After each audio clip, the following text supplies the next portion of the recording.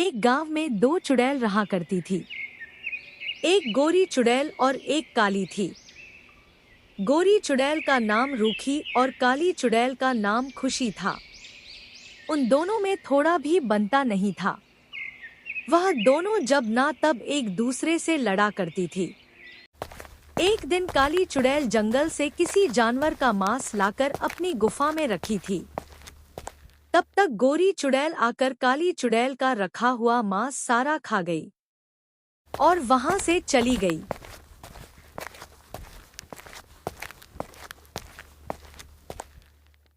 जब काली चुड़ैल गुफा में आई तो उसका मांस वहां था ही नहीं।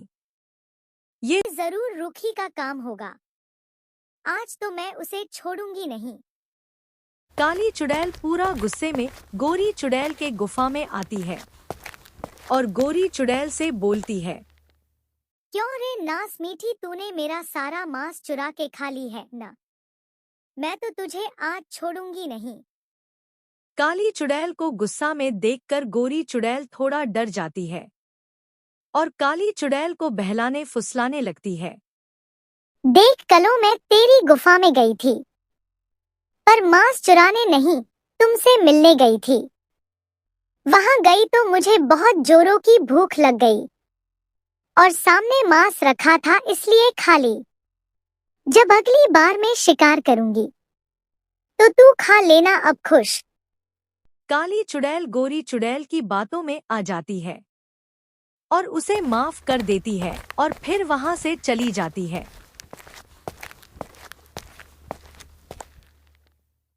बाल बाल बच गई आज तो मैं, नहीं तो ये कलो आज मुझे छोड़ती नहीं। ऐसे ही समय बीतता रहा पर उन दोनों चुड़ैलों में कभी आपस में नहीं बनी। एक दिन दोनों चुड़ैलें गांव के बीचों बीच आपस में लड़ रही थी। दोनों चुड़ैलों को लड़ते हुए गांव की शिला देख लेती है और वो गांव में घर घर जाकर ये बात बताती है, जिसे सुनकर सबका होश उड़ जाता है। क्या शिला, तुम सही कह रही हो। अरे हाँ दीदी, मैं अपनी आंखों से देखी उन दोनों चुड़ैलों को।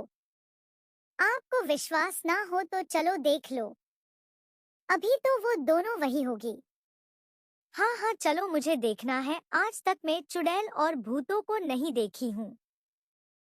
चलिए फिर देख लीजिए। फिर शीला राखी को ले जाती है। दोनों वहां पहुंचती है तो चुड़ैल सच में लड़ रही थी। चुड़ैलों को सच में देखकर राखी के पैरों तले जमीन खिसक जाती है। अरे शीला बहन, यहाँ तो सच में चुड़ैल है। भागो यहाँ से, नहीं तो ये कहीं हम दोनों को देख ली तो हम दोनों को मार देगी। फिर दोनों वहां से भाग जाती है। दोनों चुड़ैल भी लड़के वहां से अपने अपने घर चली जाती है। कुछ देर बाद दोनों चुड़ैलों के पास एक सूचना आती है। चुड़ैल राज्य के दरबार से चुड़ैलों की रानी डायन उन दोनों को डिनर पर बुलाती है। शाम को दोनों डायन के घर आती है और डिनर करती है। डिनर करने के बाद डायन दोनों चुड़ैलों से बोलती है, रूखी और खुशी चुड़ैल, आप दोनों के खिलाफ बहुत शिकायत मिल रही है। आप लोग सुधर जाओगी कि मुझे सुधारना पड़ेगा? नहीं नहीं महारानी जी, आज के बाद से हम लोग कभी झगड़ा नहीं करेंगी। शिकायत आना भी नहीं चाहिए, नहीं तो उसके बाद आप लोग समझ ही सकती हो। अब आप लोग जा सकती हो। फिर काली और गोरी चुड़ैल वहां से अपने अपने घर आ जाती है। फिर कुछ दिन शांति रहता है। एक दिन काली चुड़ैल गोरी चुड़ैल को देती है, रूखी, अच्छा एक बात नोटिस की हो तुम? कौन सी बात? आज तक तूने किसी भी गांव वालों का शिकार नहीं की है और ना ही कर सकती है। देख कलो, तू मुझे छेड़ रही है। जब मैं अपने पर उतर आऊंगी तो अच्छा नहीं होगा, समझी? कहने से क्या होता है, कुछ कुछ करके भी दिखाना पड़ता है। ठीक है, तू अब देखती जा, कल सुबह तक शिकार करके तुम्हारे पास ना लाई तो मेरा भी नाम रूखी नहीं। अच्छा, देखती हूँ।